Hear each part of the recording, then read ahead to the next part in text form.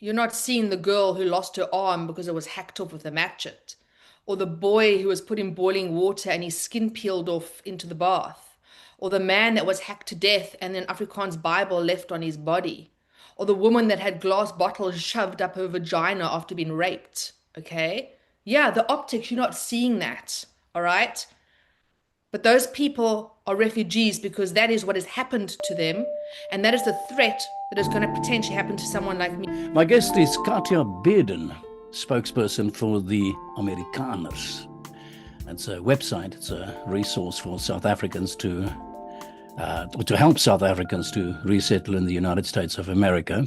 Katia is a social media activist. I think in general terms, an activist. So you became an activist and then a social media activist. I'm not quite sure how all of this worked. But anyway, you're also the spokesperson for the Amerikaners, the South African refugees in the United States of America. Welcome to the program. There we go. Thanks. Thank you so much for having me. It's an honor to be here. Yeah, I just read, I'm not really following it so closely, but I just read there's been a second wave of Afrikaners. I didn't read too much about that. Can you tell me about that? Yeah, I think it was last week, Friday morning, a smaller group of about nine landed in Atlanta. And I know there's a third group also gearing up to go. But I think as the months roll on, I think this is not going to be such breaking news anymore Yeah, because the US has stated that over the next couple of months, they're going to expand the program and roll it out. And those numbers are going to grow exponentially. So I think this is going to become the new normal of literally thousands of people exiting the country. yeah. Just that second group, was that also a group on a plane that especially hired for them or gotten for them, or were they just people that now become really regular in the sense that they buy their own tickets and they pack their bags and they leave? So that first flight that was chartered, I actually read somewhere that that was actually financed by a private donor that actually chartered that. Okay. Um, but the second group went on commercial flights, and moving forward, that's pretty much how all the refugees are going to be exiting. I mean, they generally only send a plane when you're literally in a war zone. Yeah. So commercial is how it's going to happen. And in terms of the cost of the flight, um, the US government actually pays for your flight. However, it's an interest-free loan. So once you're on the other side and you're settled, you have more than enough time. They're quite generous with that Yeah. to pay that back. Yeah, yeah. But we still talk about a group when we talk about a second group. So it's still a number of people. It's still an Yes, organized yes, yes. group The of first people. group, yeah. So the first group was 59 and the second group was nine. And I know that there's a third group, but I don't have too many details about the third group in terms of numbers or anything like that. I think because of safety issues, I think the US government has been intentionally on the down low. And I know from my source, who was part of that initial 59, that they were also advised by their agents that are looking after them not to speak to mainstream media and to basically just keep a low profile Yeah, um, because their yeah. safety on this side and on that side is compromised. Yeah. Now you're a spokesperson for the Americanas. That's the website, the group that you've, I think, co-founded as well, or Yeah, so let me just get a little bit of clarity around that. So last year, I decided to hop back onto X because I was using Instagram as my main platform the last sort of 8 years or so to build my coaching practice. yeah. And Twitter wasn't really aligned with me and for my business. So my account had kind of gone a little bit dead.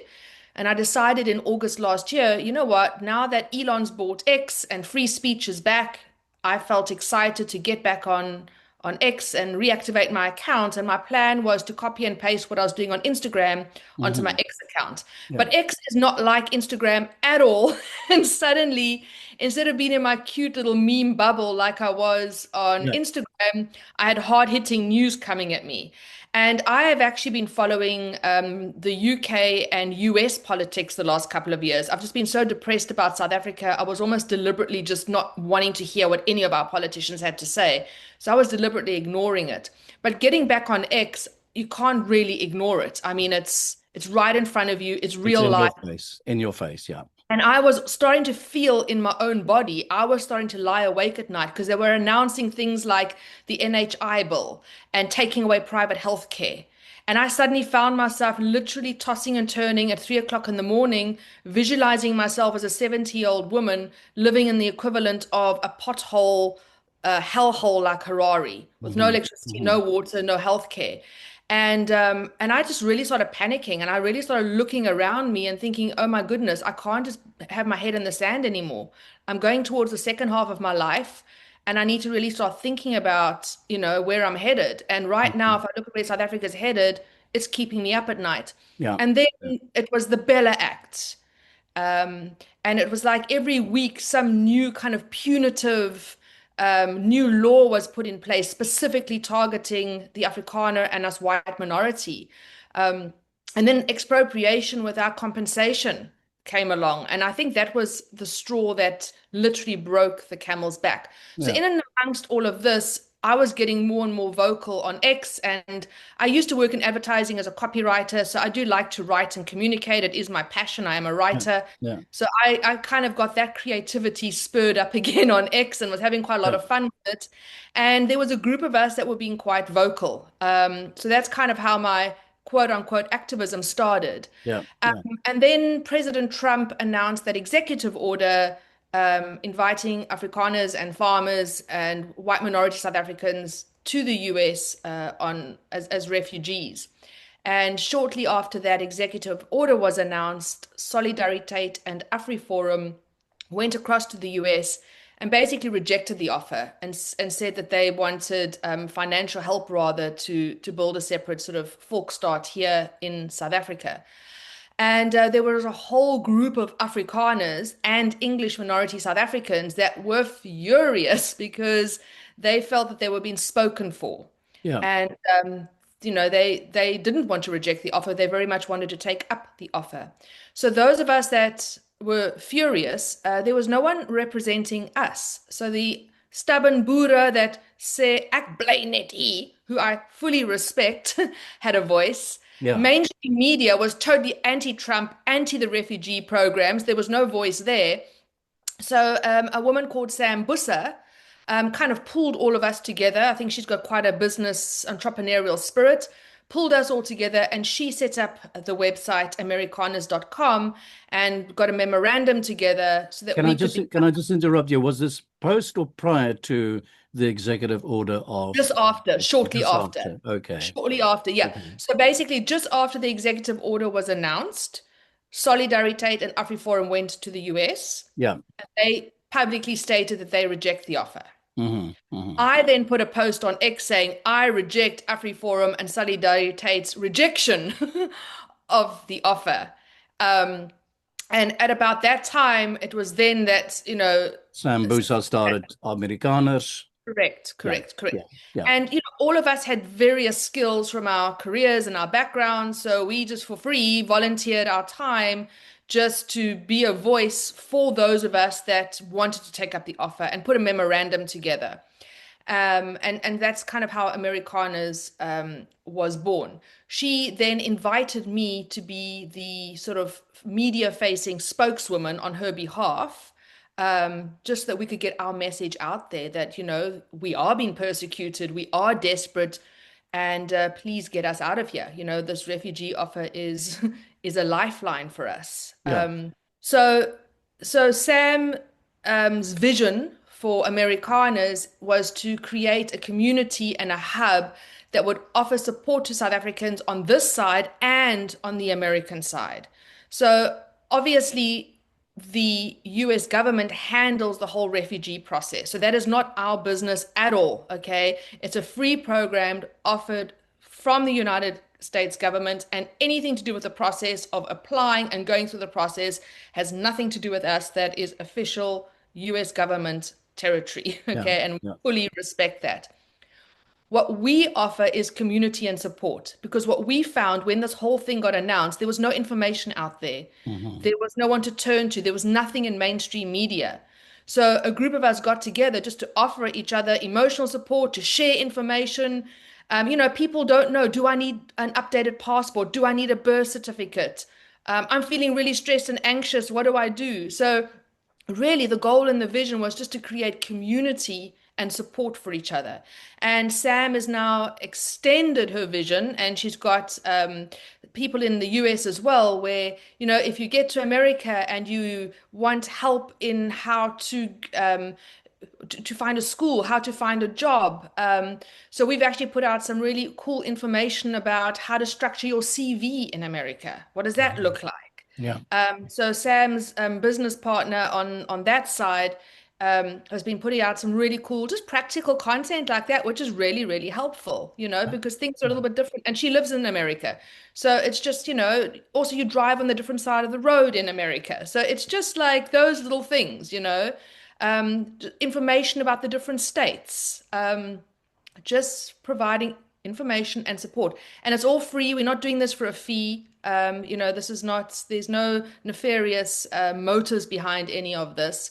It's just to build community and support. I can imagine that there must be a lot of Afrikaners that are sitting at home and thinking by themselves, well, I'd love to take on this opportunity. And I think there's a lot of discussions around the kitchen table. What do I need to qualify? So, Correct. so Correct. if I'm to approach Americanas now and say to you, what is it that I need, and what do I need to tell them to get me through? What would you? All right. So I get hundreds of DMs and emails like I'm that sure you every get day. a lot of exactly those ones. That's exactly. I'm flooded. So I've actually got a bit of a generic email that I send everyone now. Mm, So the first thing I tell them is there's the link for the US government website, and I send them straight there because it's their job then to go fill in that little form. And, that's their statement of intent. Okay, that's step one. And then if they've got any other questions, I then send them to the website where we've got a Q&A, which kind of walks you through very practical things like, you need your unabridged birth certificate, you need updated passport, just yeah. all that practical stuff that a lot of us take for granted that we know, but a lot of people don't know. It's confusing. And then if people have deeper questions or if it's media issues, you can email Sam at americanas.com directly. And she really is just working tirelessly day in and day out. I mean, the amount of work she's put into helping people, because people have complex questions. What if, I don't have my dad's name on my birth certificate? What then? What Yeah. if I'm Yeah. divorced? What happens with the children? There's all these complicated issues, and Sam's actually spent hours of her time actually contacting lawyers, and we've had a couple of asylum lawyers from the US reach out to us to offer their perspective on the whole persecution issue, for example, and how do we handle that? And Yeah. Yeah. really just creating it's obviously the US government handles the whole official process, but we're just playing a supportive role in just basically pointing people in the right direction. What were the things that you think that would qualify one to get the status of a refugee? What would be the Americans' criteria for that thing that will point to what it is or why you say you're being persecuted in South Africa? Well, first of all, on their one pager where you do your statement of intent, they make it Mhm. very clear that this refugee status is being offered to Afrikaners and other minority South Africans. Okay. And we know for a fact, for example, that the very left-leaning mainstream media really try to paint Trump as a white supremacist racist because this is only for white people. Yeah.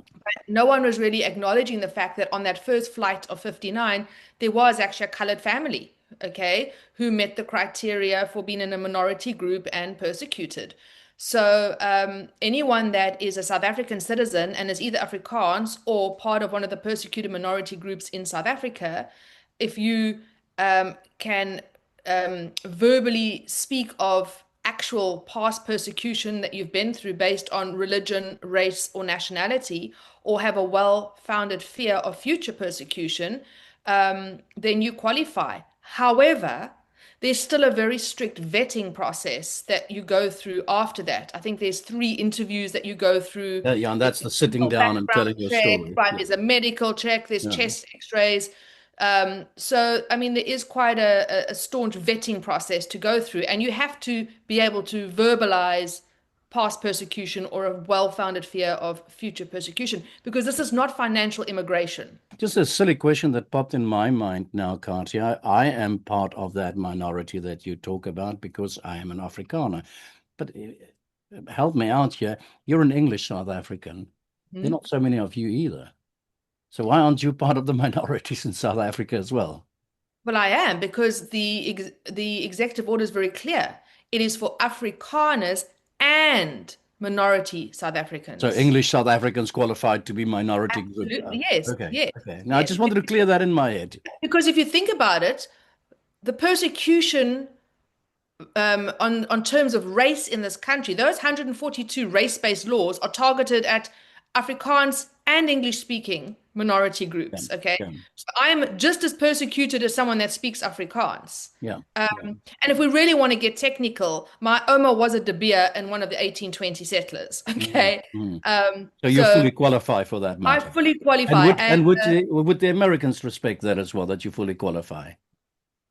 I don't. To be quite frank, if you look at the wording of the executive order, we don't have to prove heritage. We don't have to do genetic Okay, tests. Okay. okay, If you are an Afrikaner or part of the minority group in this country and you are directly impacted by the 140 race-based laws, kill the Boer, kill the farmer, that gets sung as hate speech, expropriation without compensation, the Bella Act, threatening to disarm private security, the Racial Quotas Act, all right? yeah. All of So, us so, minority so the, groups so are the, but impacted the key qualification is that you belong to a minority, and that in some form or another you've become targeted, or you are targeted, or you are the based on your race. Yes, powerful.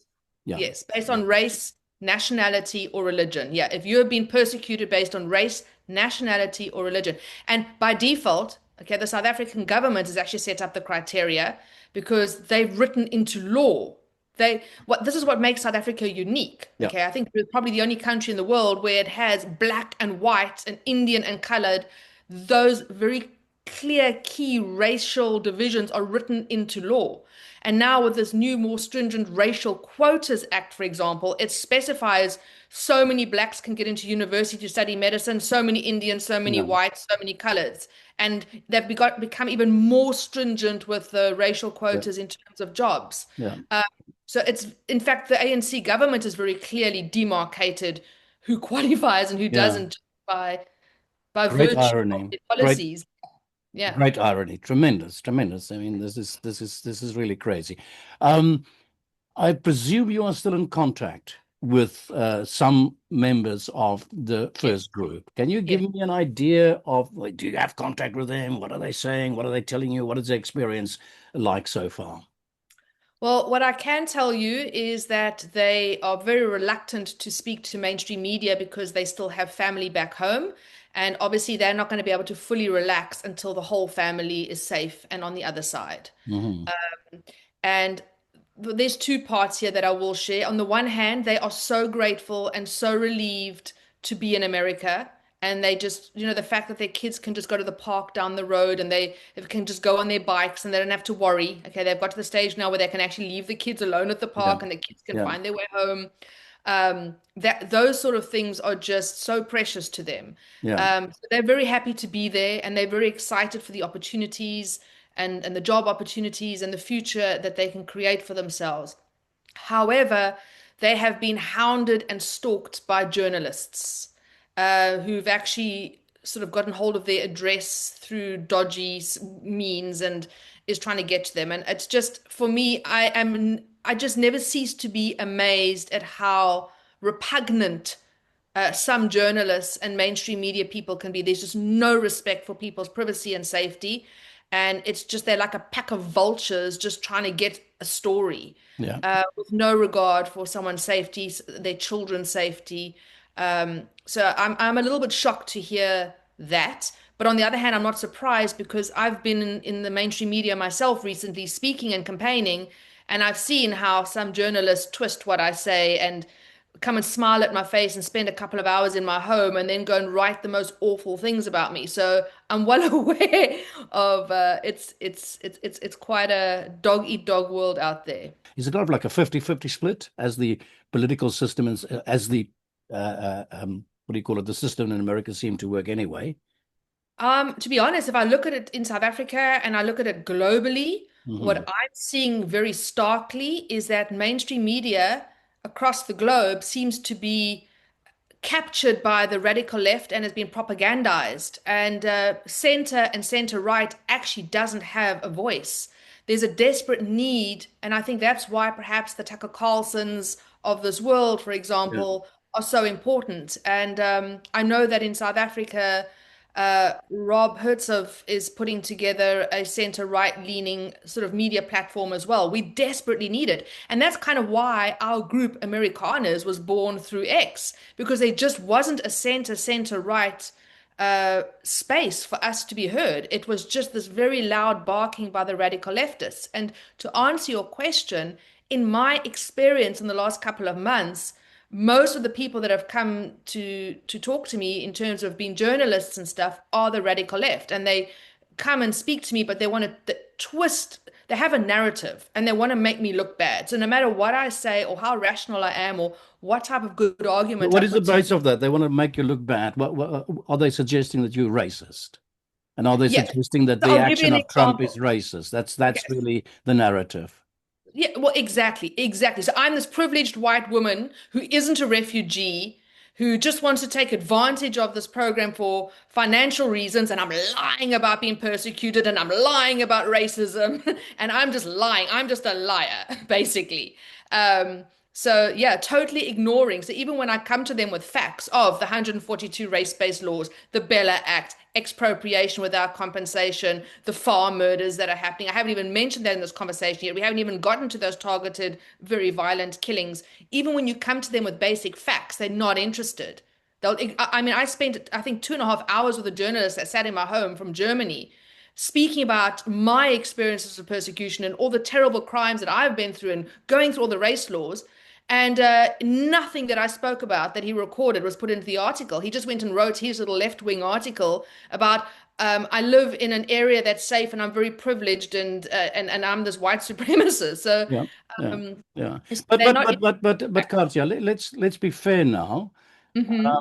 In terms of how we actually understand the terminology here as well, and I think it's also to some extent it's optics as well.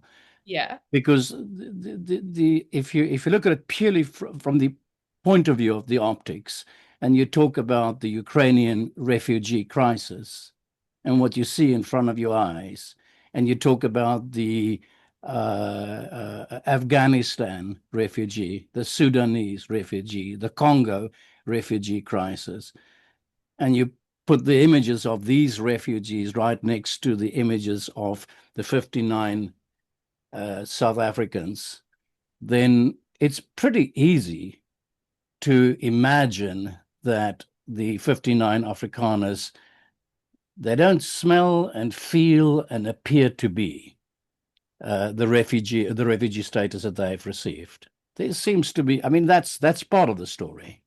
Yeah, but when you speak to those refugees like I have, Mm-hmm. okay, and you listen to their stories, you're not seeing the girl who lost her arm because it was hacked off with a matchet, or the boy who was put in boiling water and his skin peeled off into the bath, or the man that was hacked to death and then Afrikaans Bible left on his body, or the woman that had glass bottles shoved up her vagina after being raped, okay?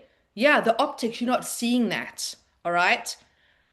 But those people are refugees because that is what has happened to them. And that is the threat that is going to potentially happen to someone like me as well.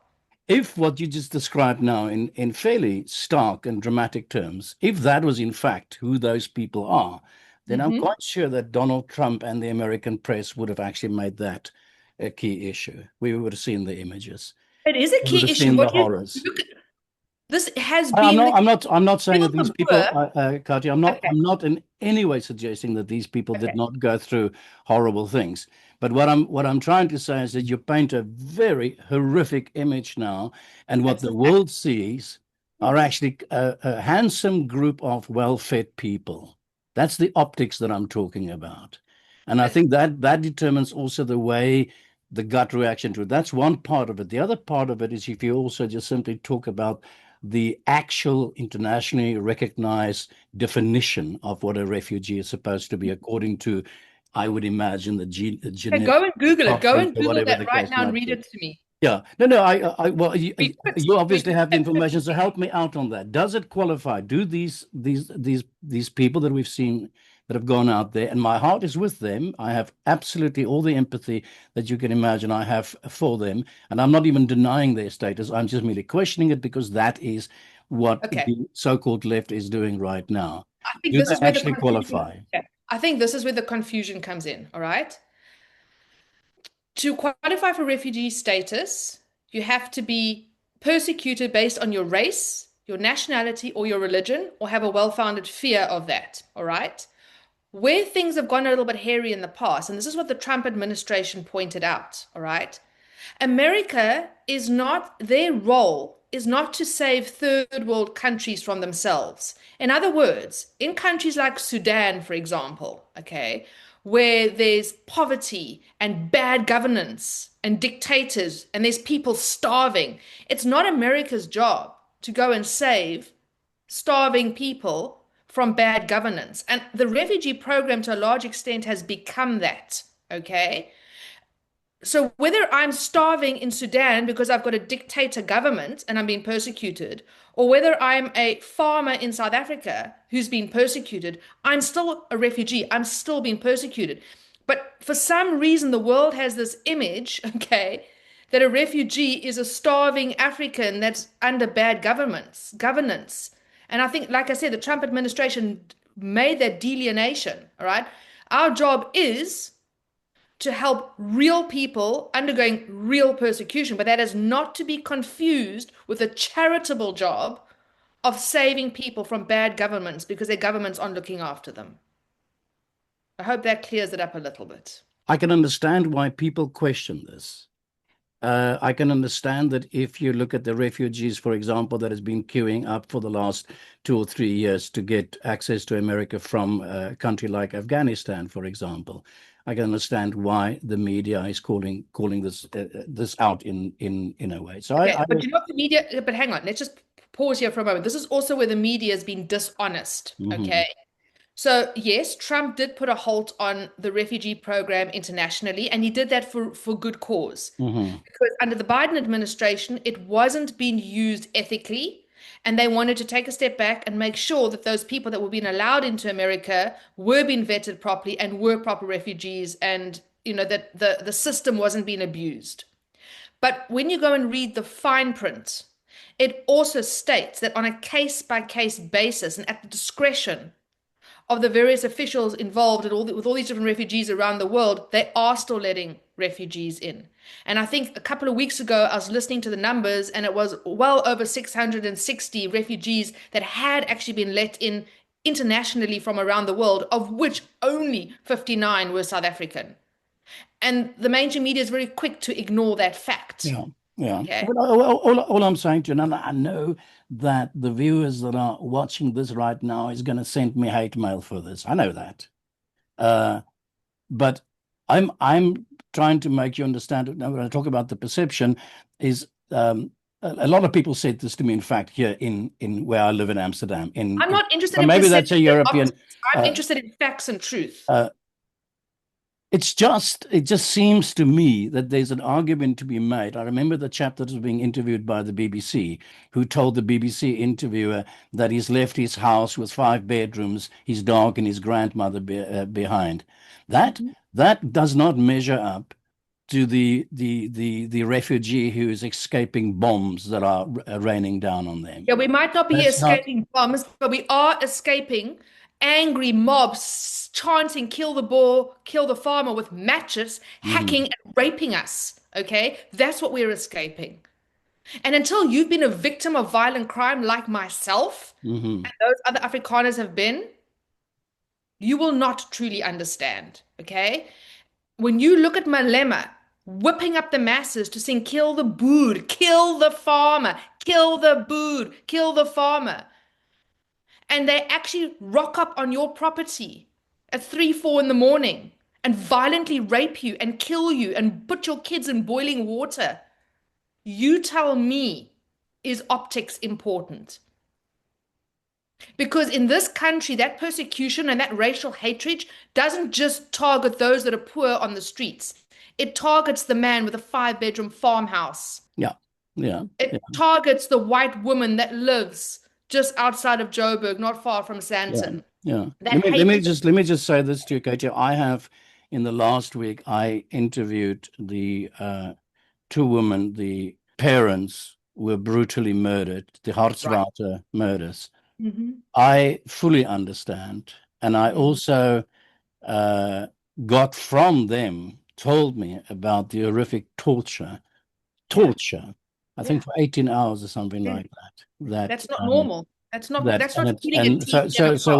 what I'm saying with that is that I really am deeply, and even if I just scroll through social media and I see the horrific images flashing by, it makes a huge impact on me as well, and I understand the pain and the suffering of people And in that's why South I'm a Africa. voice for So voices, and that's yeah, why I'm a spokesman woman for Americanas, yeah. because the left and the people that are saying we're not refugees don't know the truth of what's happening in this country. And I am using my voice to get the truth out so that people can understand what is really happening here. We thought this was going to be the Rainbow Nation and this wonderful success story of a I multicultural I I Africa. I That was the dream, I but hear that is what you say. sitting in there, I just hear sitting in what a you nightmare.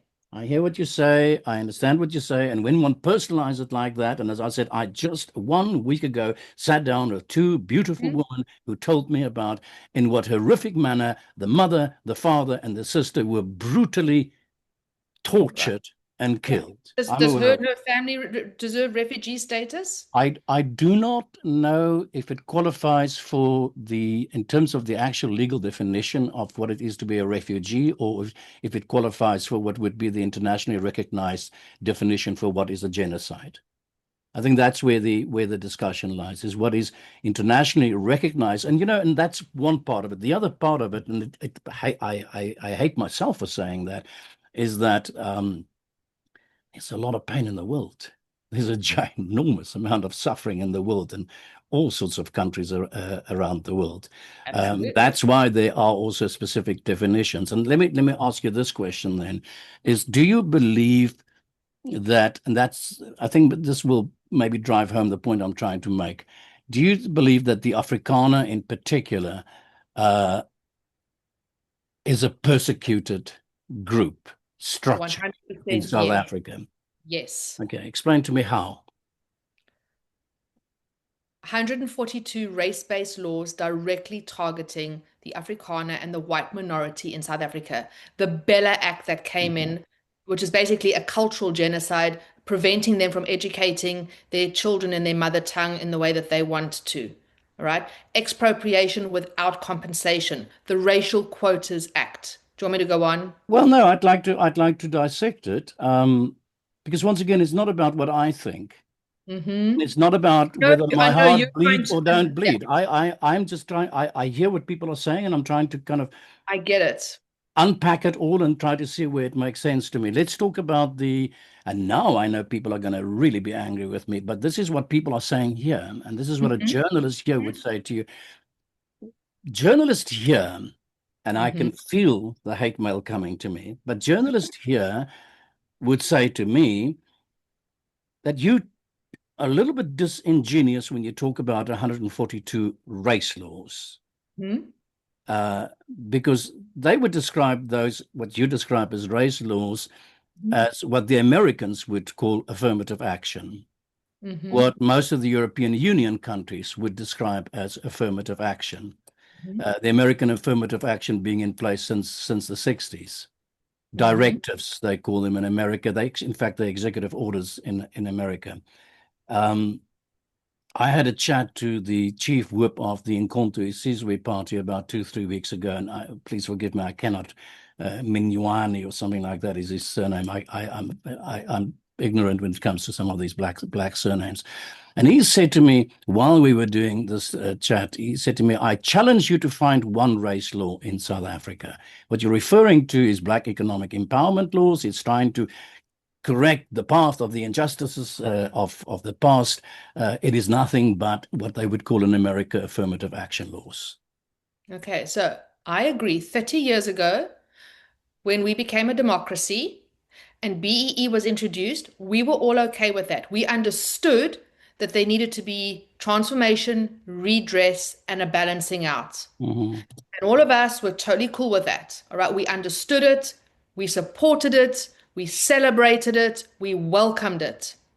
But now It's 32 years later. And what was supposed to bring transformation and redress and balance hasn't happened Hmm. because the ANC is a criminal organization who Hmm. only cares about the political elite. So all the money and all the taxes that were supposed to go to their own people to build housing, to balance things out, to fix roads, infrastructure, none of that was given to their own people. It all was robbed and looted and put into their own pockets. And now, 32 years later, we've got a country with no rail, no electricity, no infrastructure. Their people are starving. We've got no jobs. And they don't want to take the blame. They don't want to take responsibility for their thieving and their ineptitude. So they are blaming the imbalance on apartheid. And they're blaming the imbalance on the Afrikaner to hide their own criminality. So BEE is not about redress and transformation anymore. It's now become something ugly. It's become something punitive. Okay, I'm going to interrupt you there because you said BE is no longer Yes. an instrument for the desired change. So, what 32 years later. what you It's say, what you 32 say is, yeah, years later. I think you're quite right. If you talk about the corruption of the African National Congress, I think a lot of people also internationally, even the most left wing of left wing journalists, are deeply, deeply disappointed by the African National Congress. I made a little fun exercise the other day with artificial intelligence, and I asked this little AI thing to calculate to me how many RDP homes could have been built in South Africa if it had not been for the ginormous amount of money that had been stolen by the pigs at the trough, I would say, in the most vulgar way, the corruption of the African National Congress and the thieves that have robbed South Africa. Um, let's go back to the principle. 32 years, I would, and I will qualify this. I had the great fortune of meeting Matti Ahtisaari once, who is the president of Finland and later a Nobel Peace Prize winner. And we talked about development in Africa. And I also mentioned at some point something about 30 years. And he just laughed at me and he said, young man, 30 years is not even the opportunity to take a breather. In terms of Well, human I think development, it's yeah, I hear what he's saying, but in 32 years, your little AI thing that you did, think how many houses and yeah. schools, Well, okay? And if they hadn't poisoned the minds of the masses, we could have had the yeah, multicultural Ubuntu of all living together yeah, could have been a viable option and yeah. Oh, dream that's if my we point didn't as have well. corrupt, poisonous Yeah, politicians looting and stealing and poisoning the minds of the people, saying, absolutely my point. Absolutely my yeah, point. And I agree 100% with you. And I think that it is so ghastly that you cannot find the right words to actually describe the rape of South Africa by the people who were supposed to be the people that would bring freedom to the country. So I agree 100% with you. But that does not make BEE as such as an instrument. I'm not talking about the abuse of the instrument. I'm not talking about the misuse of the instrument. I talk about the instrument itself. it's deeply That's my, flawed and it doesn't yeah, work. yeah. It I agree stifles with that. I agree with stifles that. business, it stifles creativity. And look, I'm an old-fashioned Christian conservative, all right? I don't care about the color of your skin. I Mhm. don't care where you come from. I'm all about your character. And if I'm hiring someone to work for me, I want to know, are they qualified? Are they honest? Yeah. Can they do the job? And that is what I want to hire on. Being forced to hire on someone's color of their skin completely ignores skill set, it ignores character. It is just so Well, naive. it's the It just same argument as makes no employing sense. somebody based on their sexual orientation. It's the same It rubbish. makes It's the it's same rubbish insane. argument. But It's it's a insane. reality. And my question is, if we do remove Distorted reality. BEE, well, I can tell you, I told this to another guest that I interviewed a couple of days ago. I am white. I live in Amsterdam, in Holland. If I want to get a fund to do a project, and there's one black guy that stands in that same queue, I can bet you that that black guy is going to get the fund, and I'm not going to get it. Well, So that's what ignored. and The it's most qualified person who can do the best job should get the project. That is just how, that's the natural order of yeah, things. yeah, yeah, So, and so I this I whole thing happening in Europe and around the world is just It is just deeply flawed. Yeah, yeah. The only question that I have with all of that, and I agree 100% with you because I'm the victim of that as well. And as I'm sitting here, I'm the victim of exactly that. This is the way how I left the SABC as well. Mhm. I remember quite distinctly, and I will say it here on an open platform, that I spoke to one of the new managers of the SABC, and this was a couple of years into democracy in South Africa, and I was literally told that the president of South Africa, who at the time was Thabo Mbeki, is really very grateful for the work that I do, but the board of the SABC does not agree about my skin color.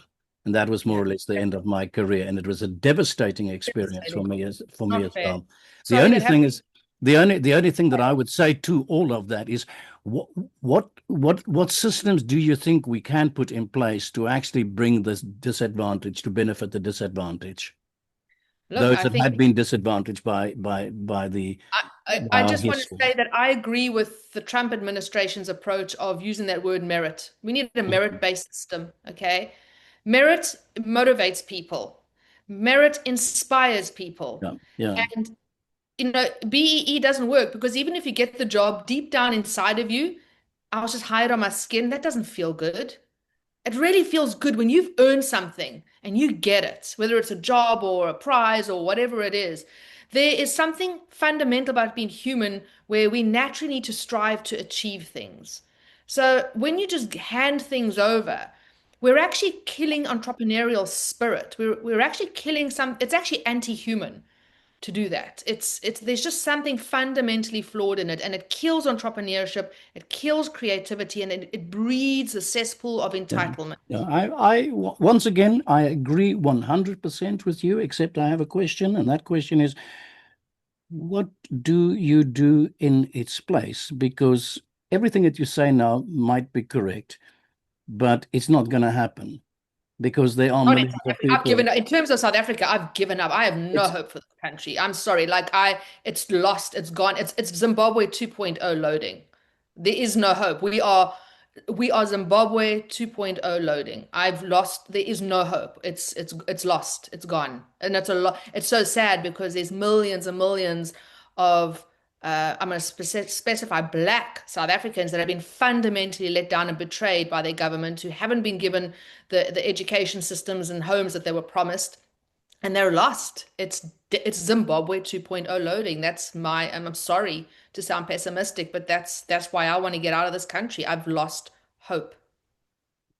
to an It's extent, destroyed. do the rest of South Africa share that viewpoint, and then I talk about white South Africa, because black South Africa obviously does not share that viewpoint. And in fact, the Well, idea that there are the black 140, voices, let me just the say that black, as well. The yeah. idea that we have 142 race laws in South Africa, there's not even agreement amongst the majority of the political parties in South Africa that that's a fact at all. So The black given voices that, that I follow in South Africa, like Citizen Concerned, like Ayanda on X, all right, the upcoming center voices and the center right black voices concur that BEE doesn't work, concurs that the race laws are incorrect. And we've actually all teamed up and we all support each other on X. And I have said, you are the new up and coming leadership that this country needs. If South Africa could have you guys in government and you guys in leadership roles, South Africa could be saved. But the reason why I have no hope is that if I look at the rest of Africa, which is just full of these dictators, okay, they're never going to allow these young, intelligent, upcoming black, healthy men to take leadership because that's not what they want. There's these old poisonous criminals that are in power that are not going to let power go. They don't want a successful, healthy South Africa. So even though we've got this amazing young black talent, okay, forward thinking, full of brilliant ideas, I just don't see how they will ever be allowed to to step in and implement those changes because yeah, the government is rotten to the core. It's rotten. away from here, what do we do with this? Look, I I mean, think what it's so good dark. look, We I have think both now managed to paint yeah, such a dark yeah, picture of yeah. our I country. think I think what Rob Hertzog is doing is a good thing because we have to use our voices, okay? We have to get the message out there. So we need a space where these upcoming intelligent voices actually have a space because right now the mainstream media and the main voice is dominated by the ANC and that very radical, corrupt media. So we need to create a platform where these healthier voices and these healthy ideas can start getting out there. The decay that I obviously see from here, that the world sees. We heard Cyril Ramaphosa once again back to those 140 or 42 race laws. Ramaphosa on the last few days, I think, made it quite clear, no go.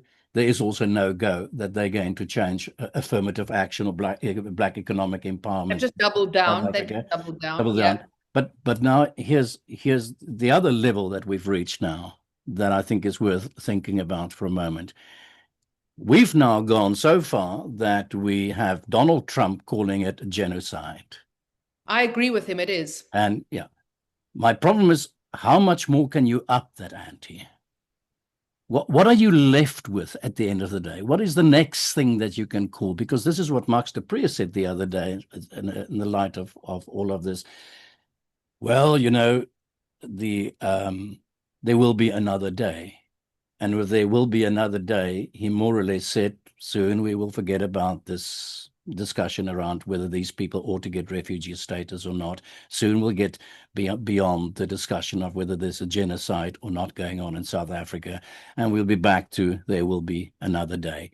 What do you and I have left once we've called out all these things, named all these things? We know how far can we go beyond? What's the next thing beyond genocide that you and I can call out to the world to try to get attention to it or to change the situation in South Africa?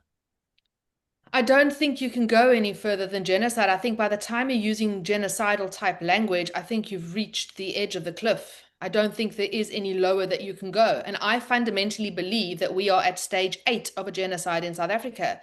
Stage 9 is what we call extermination. We already have bodies piling up in terms of the race-based farm murders that are happening. And that's over and above the massive crime problem we have that affects all citizens. Okay, so we've got both of that happening in South Africa. I think genocide is the end of the line. I don't think you can go any more harder than that. And all that is left is for each individual person, black or white, to ask themselves, should I stay or should I go? There's some hard, hard choices to make. And as South Africans, we're in a very, very hard situation. We don't have easy choices. There are those that are staying to fight, and I admire them, and I think they are very courageous, but I think that they're insane. I think that they're risking their lives and their families' lives. Um, there are those that are just burying their hands and heads in the sand and saying there's no problem and are just in denial. But that's just naive and stupid. And yes, you might be living in your luxury mansion in your security village and your bubble, and life is hunky-dory. And I'm glad that you're so blessed. But me and the majority of us don't live like that and do have boots on the ground and actually do see the reality of what's going on. And I'm actually so glad I'm not living such a privileged life that I don't know what's going on. I'm glad that I'm in the raw reality of it and have been bitten by it myself and know what the truth of the matter is. That's a gift. So it's basically you can stay, you can try and change it, or you can go. Those are your three options. And I think each individual South African has some very, very hard choices to make. Yeah. Um, and none of them are easy, and none of them are bringing a lot of joy right now. Yeah. They're hard. Mm. This is the kind of discussion that one doesn't really want to have, but Mhm. Yeah, it's hard I, truths. I am, I am, I'm also really deeply disturbed and deeply pained by what it's because I long to be back in South Africa. I long to go back, and this is the terrible thing: is that everybody tells me, "Stay where you are. Don't be a fool. Don't ever come back." Um, I'll tell you something that I told another guest, and I'll repeat it here again. I met a lot of the South African ANC leaders during the time of change, one of them being Thabo Mbeki. And I remember a day standing on uh, in Montreux in Switzerland at some international conference which Mbeki attended, and we were standing the Loch Lomond and the sunset of Montreux. Beautiful, spectacular scene. He was smoking his pipe, and I, those days, still smoked cigarettes. I smoked a cigarette, and he was smoking a pipe. And we had an informal moment in which we just chatted, and I talked about my future in the country, i.e., the future of the white man in the country. And Becky then told me, more or less at that stage, and this was in the late 90s, I think, what South Africa's future will be. And I will end it with what the final Yeah, I want point to hear about all this. of What did this he say? is Mbeki said that there will be three phases to the revolution. There we go. I've got And goosebumps already. he said that the first phase would be taking the structures, government, the police, the military infrastructure, the institution. The second phase, he said, will be a cooling down period. That will mean white man will get used to the new system. And the third step of this revolution will be the economic revolution.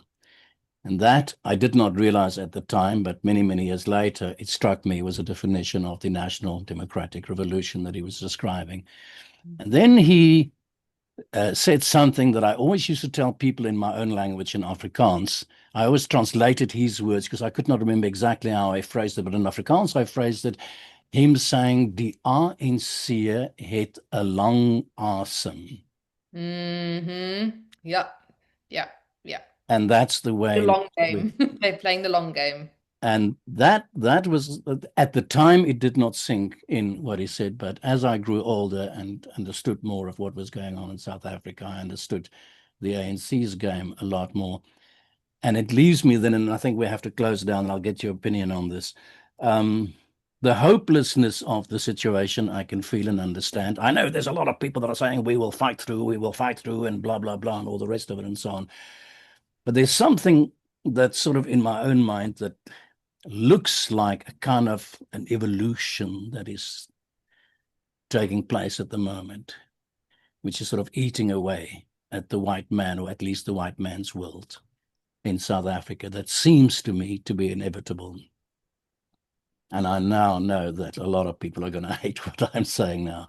Do you think that that is what it is? That Africa will claim itself back again and will wash out that which history brought them? I know that that's what Africa wants. And I know because I've spoken to African men from all over Africa, Congo, Rwanda, Zimbabwe, Zambia, Rwanda, spoken to them all because they happen to be Uber drivers here in Cape Town. And I used Uber for about 8 years and had many, many conversations.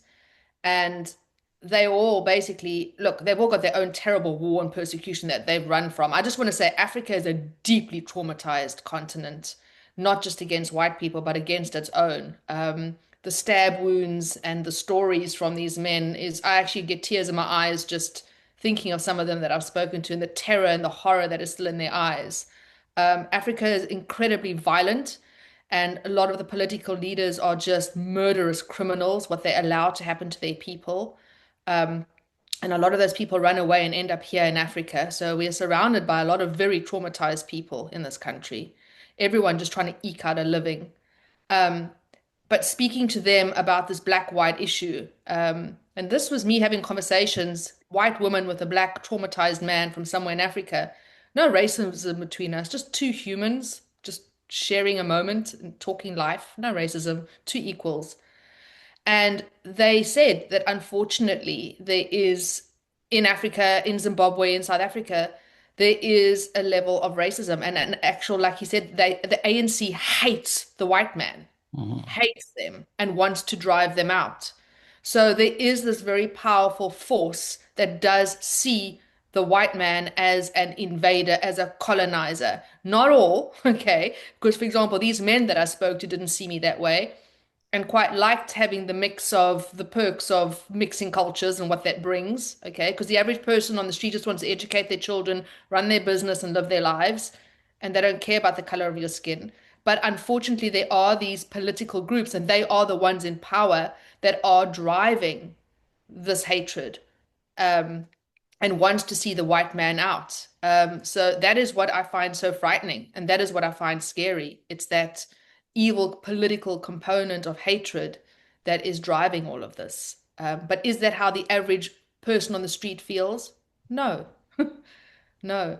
But unfortunately, those very wicked, corrupt politicians, I feel, this is just my opinion, they've deliberately kept the masses uneducated because an uneducated mass who's dependent on a 300 Rand a month SASSA grant is much more easy to control and manipulate. And you can feed them this narrative of white man bad and use them as a weapon to keep yourself in power. And that's really what I think it's about at the end of the day. And that is what potentially could drive white man out. Well, this is a fairly dark chat we're having here. Dark times. Dark times. I'm a last question, just your thoughts on this. What I find so perplexing, I remember many years ago visiting and with a group of people, and in the group, one or two old white grannies, white people, Mhm. visiting Benin in North Africa. I think at Mhm. the time, and I think if you would go and Google, you'll find Benin is probably, if not the poorest nation Mhm. in Africa, some of the poorest nations in the entire world. And yet, at 12 o'clock at night time, we were able to walk through the streets of the city and we were able to walk around the neighborhoods and felt a sense of security and well-being. Mhm. What is it that makes South Africa, the country that I grew up in, the country that I so love, the country where I walked free as a child? We had everything in that country. The blue skies belonged to us. What makes us this violent, violent beast? Do you want to really know what I think? I'm a Mhm. Christian. It's spiritual warfare. And the devil comes to kill, steal, and destroy. Unfortunately, the ANC is godless. They practice the occult, they use witch doctors and speak to the dead. And that unfortunately brings with it a very dark demonic force. And that is unfortunately the force that is dominating right now. And we can see that by the stealing, the looting, the killing, the destroying. It's spiritual warfare, in my opinion. Katia Beeden, thank you very much for this discussion. Thanks so much. It's a pleasure. Thank you so much for having me on that note. Happy Friday.